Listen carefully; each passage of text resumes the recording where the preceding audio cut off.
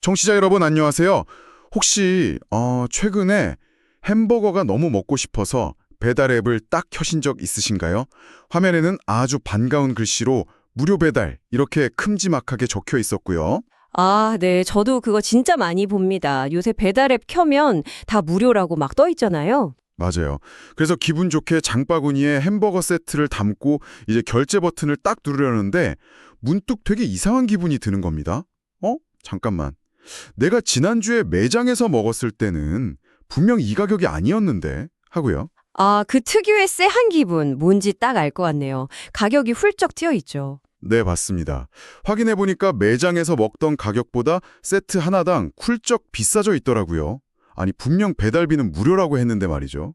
우리가 보통 영수증에 찍힌 숫자는 아주 투명하고 정직할 거라고 믿잖아요. 그냥 물건값 더하기, 배달비 아주 깔끔하게요. 네, 우리가 눈에 보이는 그대로 믿고 싶어하는 경향이 참 강하죠. 숫자라는 건 거짓말을 하지 않으니까요. 하지만 그 숫자가 어떻게 조합되었는지 그 이면의 공식은 전혀 다른 이야기입니다. 그렇더라고요. 그래서 오늘 저희 심층탐구에서 살펴볼 자료들이 바로 이 영수증 뒤에 숨겨진 패스트푸드 산업의 거대한 재무제표, 그리고 최신 실적 보고서들입니다. 아주 흥미로운 자료들이 많이 준비되어 있죠.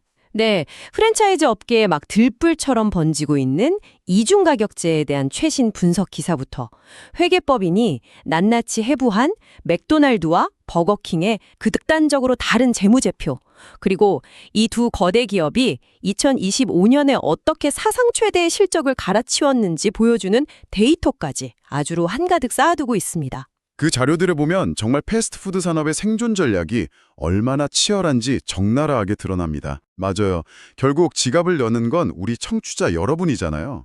오늘 저희는 햄버거 하나의 가격표 뒤에서 벌어지는 배달 플랫폼과의 전쟁, 또 부동산과 사모펀드의 거대한 금융 논리, 그리고 우리 입맛을 공략하는 치밀한 마케팅 전략까지 그 복잡한 생존의 메커니즘을 아주 투명하게 들여다볼 겁니다. 네, 아주 기대가 되네요. 뭐부터 시작해볼까요? 자, 방금 말씀드린 그 무료 배달의 함정부터 하나씩 파헤쳐보죠. 배달비가 분명 무료인 줄 알았는데 사실은 햄버거 패티 사이사이에 보이지 않는 통행료가 끼워져 있었던 셈이더라고요. 아, 그게 바로 이중가격제죠. 그러니까 매장 가격과 배달 가격을 다르게 책정하는 방식을 말합니다. 오늘 저희가 분석할 자료에 명시된 롯데리아의 사례를 보면 아주 명확하게 드러나거든요. 롯데리아면 우리나라에서 매장이 제일 많은 브랜드 중 하나잖아요. 구체적으로 얼마나 차이가 나는 건가요? 네, 롯데리아의 대표 메뉴인 리아 불고기 단품을 예로 들어볼게요. 이게 매장에서는 4,800원인데 배달 앱으로 주문하면 5,600원이 됩니다. 4,800원짜리가 5,600원이요. 그럼 단품 하나에 800원이나 더 비싸진다는 거네요. 맞습니다. 단품 하나에 700원에서 800원 차이가 나고요. 이게 세트로 넘어가면 무려 1,300원이 훌쩍 뛰어버립니다. 와, 1,300원이면 진짜 체감이 확 되는데요. 이거 비율로 따지면 어느 정도인 건가요? 계산을 딱 해보면 배달을 시키는 순간 소비자는 음식값의 약 15%에서 17%를 그냥 더 내게 되는 구조인 겁니다. 눈에 보이지 않는 배달비가 음식값에 이미 녹아들어 있는 거죠. 아니, 15%면 이건 절대 푼돈이 아니거든요. 그런데 이게 비단 롯데리아만의 문제가 아니잖아요. 기사를 보니까 업계 전반으로 쫙 퍼지고 있던데요. 네, 맞습니다. 맥도날드 빅맥 세트도 배달시키면 8,500원으로 매장 가격인 7,200원보다 훨씬 비싸고요. 버거킹 와퍼 세트도 배달이 1,400원이나 더 비쌉니다. 14,000원이요? 진짜 장난 아니나요? 거기다 뭐 KFC, 파파이스, 맘스터치 같은 버거 브랜드는 당연하고요. 메가커피나 컴포즈 커피 같은 저가 커피 브랜드들까지 다 이 방식을 도입하고 있어요. 한국소비자원 조사를 보면 서울 시내 음식점 34곳 중에서 무려 20곳, 즉 59%가 이미 이중 가격을 적용하고 있다고 나옵니다. 어휴, 절반이 넘네요. 솔직히 소비자 입장에서, 아니 제 입장에서는 기업들이 배달비 무료라고 생색은 다 내면서 꼼수로 이윤을 더 남기려는 거대한 탐욕으로 보이거든요. 이거 너무한 거 아닙니까? 아, 겉보기엔 진짜 딱 그렇게 느끼실 수 있습니다. 충분히 공감해요. 하지만 이 자료들이 보여주는 현실은 단순한 기업의 탐욕이라기보다는 산술적인 불가피함, 그러니까 생존을 위한 고육지책에 가깝습니다. 생존이요? 아니 햄버거 팔아서 돈을 그렇게 많이 버는데 무슨 생존입니까? 롯데리아 측이 밝힌 데이터를 보면 아주 충격적입니다. 배달 주문이 딱 발생할 때 배달 수수료, 중개료, 배달비 등 플랫폼에 지불해야 하는 각종 비용이 전체 매출의 무려 30%를 차지한다고 합니다. 잠깐만요. 매출의 30%요? 마진의 30%가 아니라 매출의 30%를 떼어간다고요? 네. 순이익에서 떼는 게 아니라 그냥 팔린 금액의 30%가 플랫폼으로 날아가는 겁니다. 아니 그러면 이건 뭐 장사해서 남는 게 아예 없는 수준 아닌가요? 재료비 내고 인건비 내면 적자겠는데요? 바로 그겁니다. 프랜차이즈라는 비즈니스 모델의 핵심을 우리가 생각해 봐야 하거든요. 본사가 모든 매장을 직영하는 게 아니라 대다수는 아주 평범한 자영업자인 가맹점주들이 운영하잖아요. 그렇죠. 동네 햄버거집 사장님들은 다 개인 사업자시니까요. 네, 근데 이 30%라는 엄청난 비용 부담을 점주들이 온전히 떠안게 되면 말 그대로 팔면 팔수록 적자가 나는 구조가 되어버립니다. 그래서 롯데리아도 본사가 막 일방적으로 가격을 올린 게 아니에요. 아, 그럼 어떻게 결정된 건가요? 가맹점 협의회와의 치열한 상생회의를 거쳐서 내린 결론이 바로 이 배달 가격 분리 운영이었던 겁니다. 가맹점주들의 연쇄 도산을 막기 위한 일종의 방어막인 셈이죠. 아, 듣고 보니 또 이해가 확 가네요. 앱 수수료라는 외부의 거대한 압박이 결국 돌고 돌아서 소비자 가격으로 전가되는 구조군요. 맞습니다. 플랫폼이라는 거대한 통행소를 거쳐야만 음식을 팔 수 있는 시대가 되다 보니까 그 통행료가 결국 소비자 지갑에서 나오는 거죠. 그런데 제가 이 기사들을 쭉 보면서 흥미로운 점을 하나 발견했어요. 기업들이 그냥 가격만 쓱 올리고 끝나는 게 아니라 그 자사 앱 있잖아요.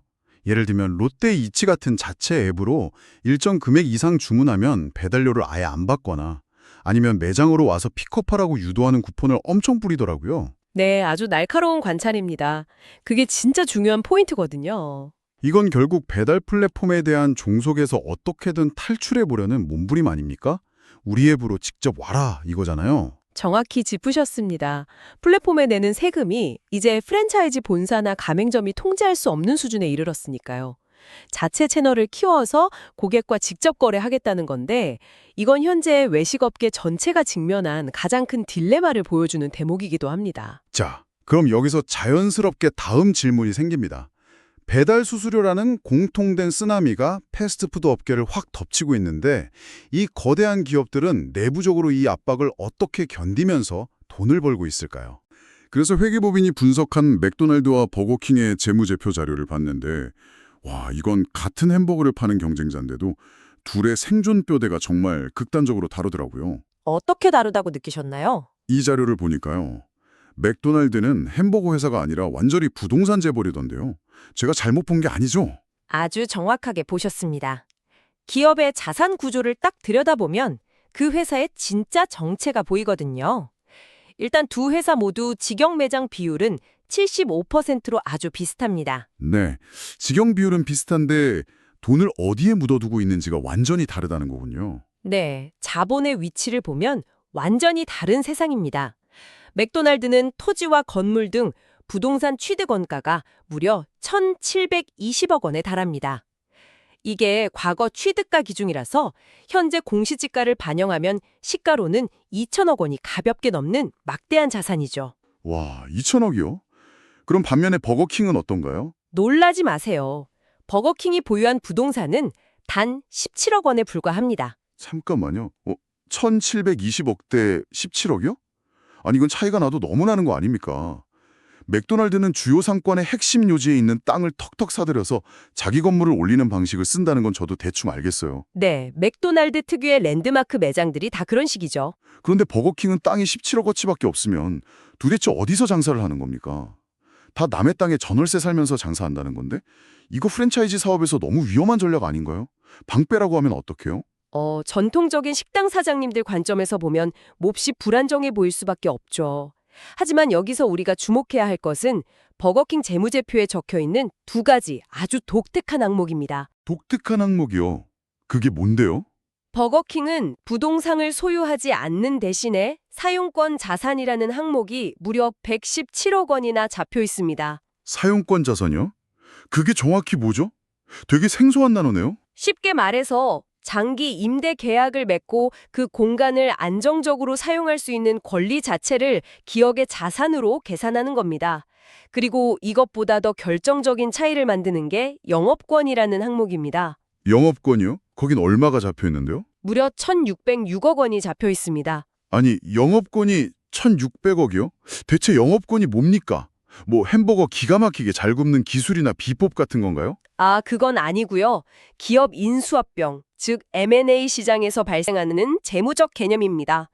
버거킹은 2016년에 글로벌 사모펀드인 어피니티에 인수가 되었거든요. 아, 사모펀드요? 네네. 사모펀드가 이 회사를 살 때 장부상에 있는 순수한 자산 가치보다 훨씬 더 많은 돈을 지불했어요. 왜냐하면 버거킹이라는 브랜드 파워, 미래의 버러들의 막대한 현금, 단골 고객 같은 눈에 보이지 않는 무형의 가치가 엄청나다고 판단했기 때문이죠. 아, 그러니까 일종의 웃돈을 주고 샀다는 거군요. 네, 맞습니다. 그 얹어준 웃돈이 바로 재무제표의 영업권으로 기록되는 겁니다. 아, 이제 좀 이해가 되네요. 그러니까 비유하자면 이런 거군요. 맥도날드는 아주 목 좋은 곳에 주차장 부지를 통째로 사서 자기 건물을 떡하니 짓고 50년, 100년 길게 보는 사람이고요. 그렇죠. 완벽한 지주 스타일이죠. 반면에 버거킹은 렌터카를 쫙 빌려서 당장 우버 기사로 쉴 새 없이 돌리면서 매일매일 현금을 긁어 모으는 사람이네요. 한쪽은 장기 부동산 게임을 하고 있고 다른 한쪽은 초기 투자 비용을 확 줄여서 당장의 수익성을 극대화하는 거고요. 와, 비유가 아주 찰떡이네요. 정확합니다. 그런데 왜 이렇게 똑같은 햄버거를 파는데 극단적인 차이가 나는 걸까요? 그 해답은 바로 주주가 누구인지를 보면 단번에 알 수 있습니다. 주주요? 주인이 달라서 그렇다는 건가요? 네, 맥도날드는 미국 본사가 100% 지배하고 있습니다. 이들은 수십 년에 걸쳐서 안정적으로 글로벌 거점을 확보하고 인플레이션을 방어하면서 자산 가치를 올리는 아주 전통적인 비즈니스 철학을 갖고 있죠. 아, 그러니까 땅값 오르는 것까지 다 개선하는 백년지대계군요. 반면 버거킹의 주주는 말씀드린 대로 사모펀드입니다. 사모펀드의 시계는 일반 기업과 달라서 보통 5년에서 7년 사이클로 돌아가요.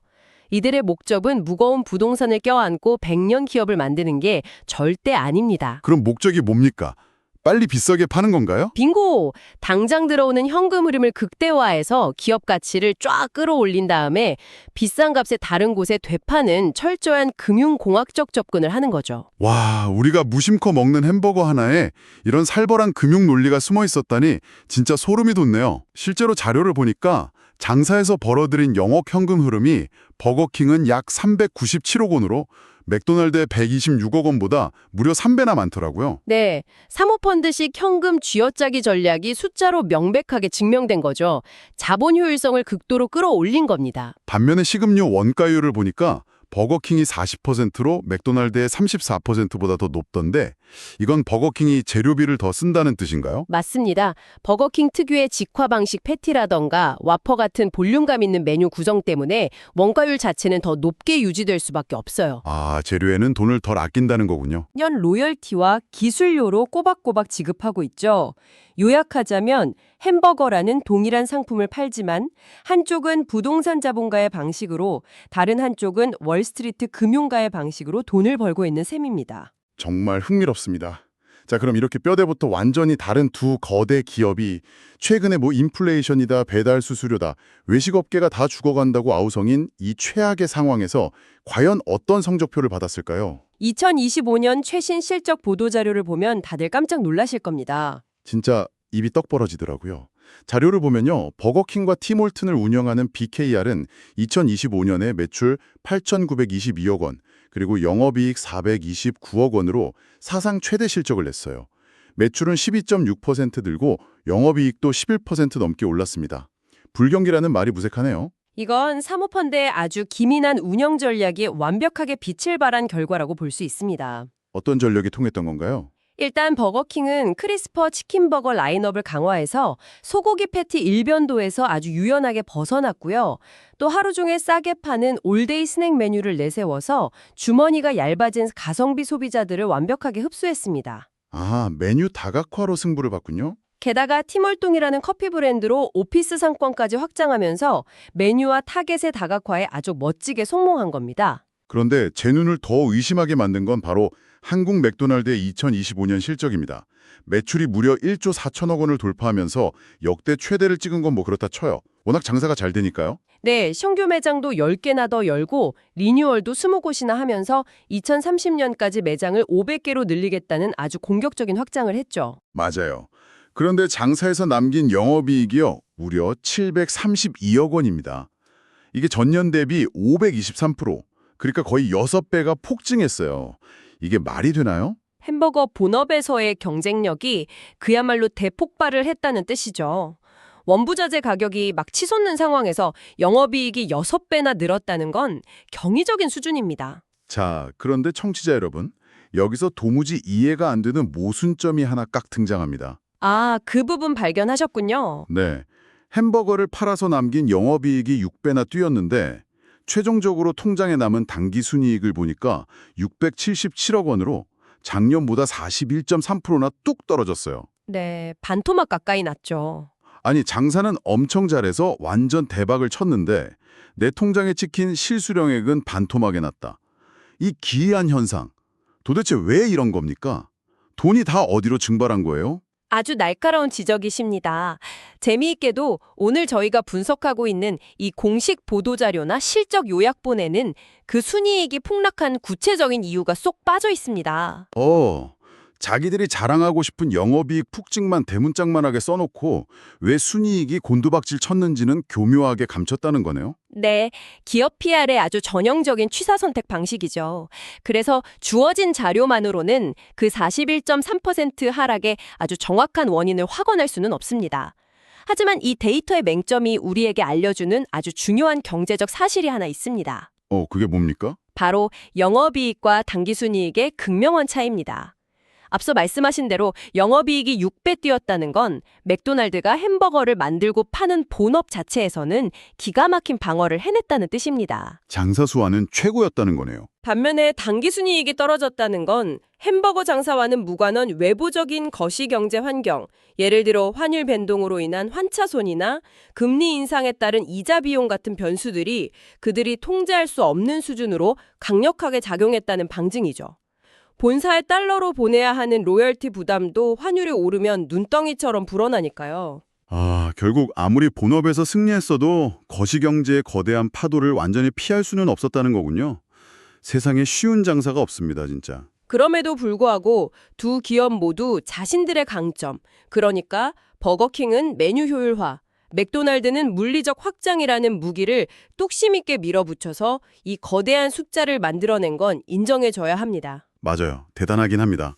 그렇다면 여기서 또 궁금해지는데요. 맥도날드가 햄버거 장사 자체를 이렇게 폭발적으로 성장시킬 수 있었던 그들만의 강력한 무기는 대체 무엇이었을까요? 저는 이 자료들에 있는 여러 전략 중에 한국의 맛 프로젝트가 가장 인상 깊더라고요. 네, 저도 그 전략이 아주 탁월했다고 봅니다.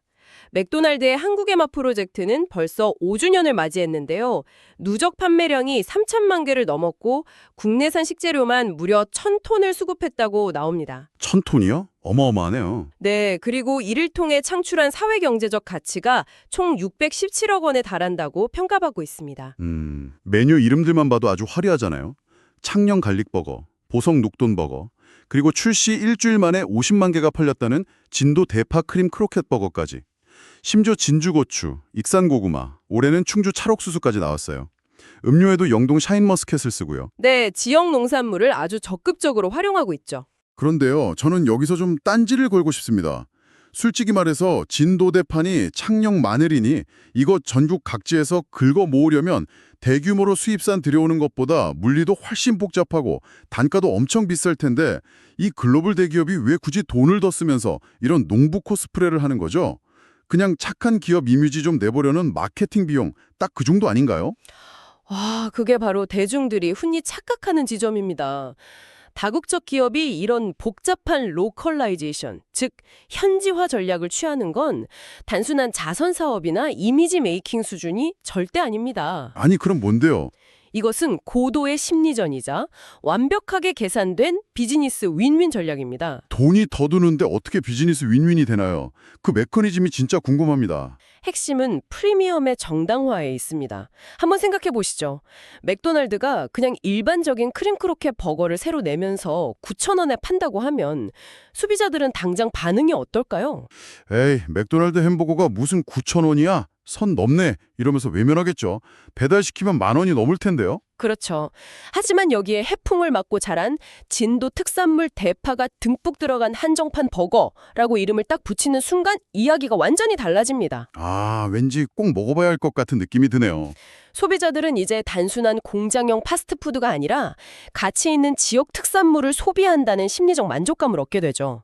즉, 높아진 재료비보다 훨씬 더 높은 마진을 붙여서 팔 수 있는 완벽한 명분이 생기는 겁니다. 아, 소비자 스스로 지갑을 열면서 나는 지금 아주 가치 있는 소비를 하고 있어 라고 느끼게 만드는 거군요.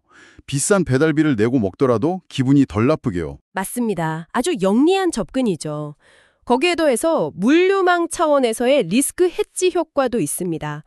글로벌 공급망이 흔들리고 해상 물류비가 폭등할 때 국내에 안정적이고 거대한 식재료 파이프라인을 확보해두는 건 기업의 생존과 직결되니까요. 아, 재료 수급의 안정성까지 챙기는 거네요? 게다가 기업들이 목매낸 ESG 경영이라는 덤까지 확실하게 챙깁니다. 지자체 브랜드 가치 향상에 56.7억 원을 기여하고 농가 소득을 올려주며 잉여 농산물 폐기 비용까지 절감해줘요. 올해는 아예 충주시 고향사랑 기부제와 청년물 후원까지 그 상생 범위를 확 넓혔습니다. 야, 듣고 보니 진짜 기가 막히네요. 비싼 돈 주고 유명 연예인 써서 텔레비전 마케팅 광고를 찍는 것보다 지역 특산물을 비싸게 사서 브랜딩하는 게 훨씬 더 남는 장사라는 걸 맥도널드는 아주 정확히 꿰뚫어 본 거군요. 맞습니다. 지역사회도 살리고 비싼 가격에 대한 저항감도 없애고 매출도 끌어올리는 완벽한 일석삼조의 전략인 셈입니다. 와, 완벽하게 이해가 됐습니다. 진짜 햄버거 하나에 상상을 초월하는 치밀한 전략들이 겹겹이 쌓여 있었네요. 오늘 우리는 배달비 상승이라는 우리 소비자들의 흔한 불만에서 시작해서 맥도날드와 버거킹이라는 두 거인이 부동산 자본가와 사모펀드의 방식으로 어떻게 다르게 살아남고 있는지 그 뼈대를 낱낱이 뜯어봤습니다. 네, 재무제표를 통해 기업의 진짜 민낯을 봤죠. 또 외부 경제의 압박 속에서도 엄청난 실적을 낸 그 숫자들 이면의 모순과 지역 특산물을 활용해 비싼 가격을 설득해내는 고도의 마케팅 심리전까지 이 패스트푸드 산업을 움직이는 거대한 톱니바퀴들을 쭉 살펴봤습니다. 우리가 늘 먹던 아주 익숙한 음식도 이렇게 경제와 금융의 렌즈를 딱 끼고 보면 완전히 다른 회상도로 보인다는 걸 확인할 수 있는 아주 유익한 시간이었습니다. 청취자 여러분, 다음에 배달 앱으로 햄버거를 주문하시거나 매장에 직접 들어가실 때 이 햄버거 하나에 배달 플랫폼의 살인적인 수수료를 계산하는 점주들의 한숨, 수천억 원대 부동산과 임대차를 굴리는 주주들의 금융 엑셀표, 그리고 프리미엄을 만들어내는 창녕 농부의 땀방울까지 모두 녹아있다는 사실을 한번 떠올려 보세요. 아마 평소에 드시던 햄버거의 맛이 훨씬 더 입체적이고 다채롭게 느껴지실 겁니다. 네, 정말 묵직하게 느껴지실 것 같네요. 자, 그리고 마지막으로 한 가지 생각해 볼 거리를 청취자 여러분께 던져드리고 싶습니다.